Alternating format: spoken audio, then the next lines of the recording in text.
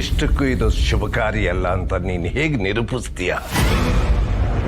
ನನ್ನ ಮಗಳ ಜಾತಕನ, ನಿಮ್ಮ ಹುಡುಗನ ಜಾತಕನ ಹೊಂದಿಸ ನೋಡ್ಬಿಟ್ಟೆ ಹೇಳ್ತಾ ಇರೋದು. ನನ್ನ ಮಗಳಿಗೆ ಏನಾಗಿದೆ? ಚೆನ್ನಾಗೇ ಇದ್ದಾಳೆ. ಇನ್ನು ಆಸ್ತಿ ಅಂತಸ್ತು ಅನ್ನೋ ವಿಚಾರಕ್ಕೆ ಬಂದರೆ ನಾವು ನಿಮಗಿಂತ ಯಾವತ್ತರಲ್ಲೂ ಏನೂ ಕಡಿಮೆ ಇಲ್ಲ. ನನ್ನ ಮಗಳಿಗೇನು ಕಮ್ಮಿ ಆಗಿದೆ? ರೂಪ.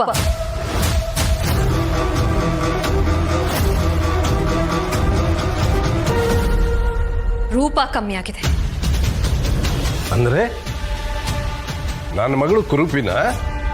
ಕುರೂಪಿ ಅಂತ ನಾನು ಹೇಳ್ತಾ ಇಲ್ಲ, ಆದ್ರೆ ನಮ್ಮ ಚಿರುನ ಮದುವೆ ಆಗೋಷ್ಟು ರೂಪ ಇಲ್ಲ ಅಂತ ಹೇಳ್ತಾ ಇದ್ದೀನಿ. ನಮ್ಮ ಚಿರುನ ಮದುವೆ ಆಗೋ ಹುಡುಗಿ ಜಗತ್ತಲ್ಲೇ ಮೋಸ್ಟ್ ಬ್ಯೂಟಿಫುಲ್ ಆಗಿರ್ಬೇಕು.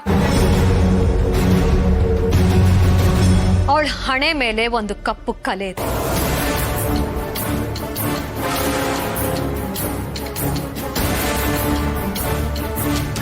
ನಾನು ಯಾವತ್ತೂ ನನ್ನ ಚಿರುಗೆ ದಿ ಬೆಸ್ಟೇ ಸಿಗ್ಬೇಕು ಅಂತ ಅನ್ಕೋತೀನಿ. ಮುಖದ ಮೇಲೆ ಕಲೆ ಇರೋ ಹುಡುಗಿನ ನನ್ನ ಚಿರುಗೆ ಮದ್ವೆ ಮಾಡ್ಸೋದಕ್ಕೆ ಸಾಧ್ಯನೇ ಇಲ್ಲ.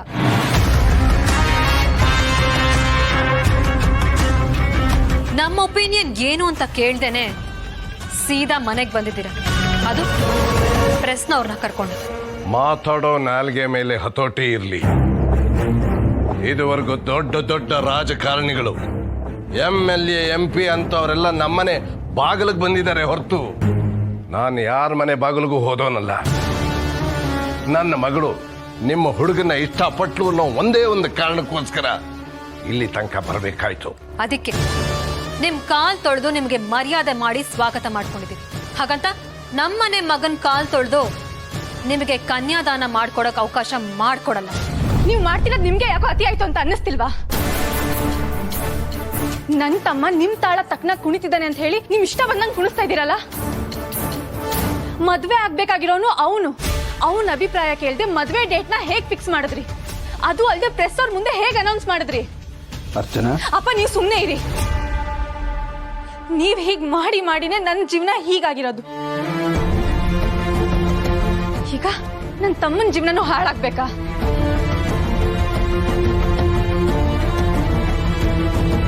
ಹೌದು ಸೌಂದರ್ಯ, ಅವ್ರು ಇಷ್ಟು ದೊಡ್ಡ ಮನುಷ್ಯರು, ಅವ್ರನ್ನ ಎದುರು ಹಾಕೊಂಡ್ಬಿಟ್ಟಿಯಲ್ಲ. ನನ್ಗೆ ಯಾಕೋ ಅವ್ರು ಹೇಳ್ದಾಗೆ ಅವ್ರ ಪಾದಕ್ಕಿನ ನಿನ್ ತಲೆ ಮೇಲೆ ಹೊತ್ಕೋತೀಯ ಅಂತ ನನ್ಗೆ ಅನ್ನಿಸ್ತಾ ಇದೆ. ಸಾಧ್ಯನೇ ಇಲ್ಲ.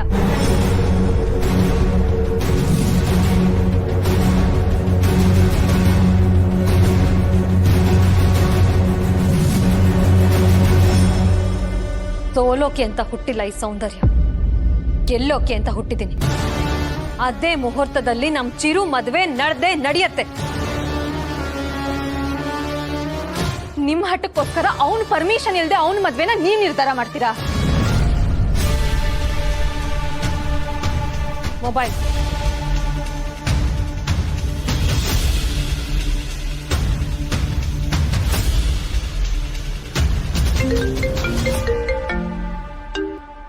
ಹೇಳಿ ಅದ್ಗೆ.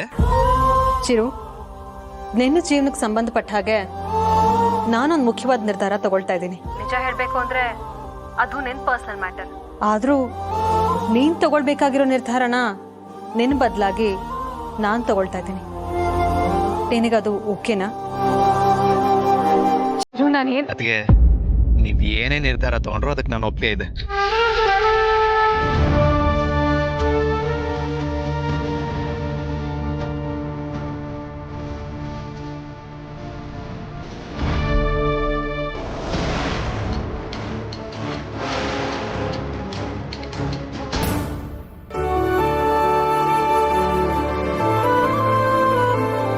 ನಮ್ಮ ಅಣ್ಣಂಗೆ ನಾನು ಅಂದರೆ ಪ್ರಾಣ.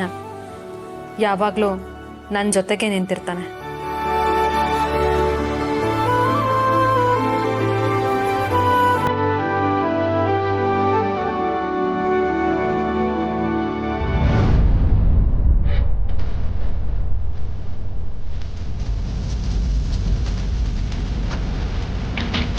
ಮಗಳ ಮಗಳ